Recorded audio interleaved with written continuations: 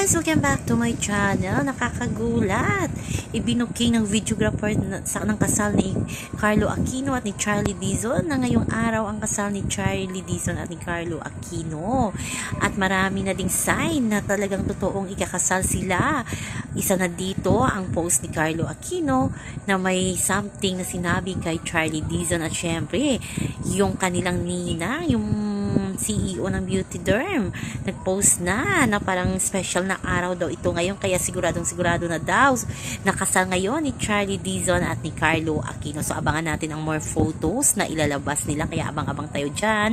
Marami namang netizen ang naawa sa dating partner ni Carlo Aquino at ang kanyang anak. A-attend kaya ang kanyang baby girl sa araw ng kasal ni Carlo? So yan ang abangan natin. So yan naman po guys ang ating update sa ngayon. Hanggang sa muli, bye-bye. Also remember, huwag po tayong magpaka-stress. Please like, share, and subscribe my channel para ma-update kayo sa mga bagong upload.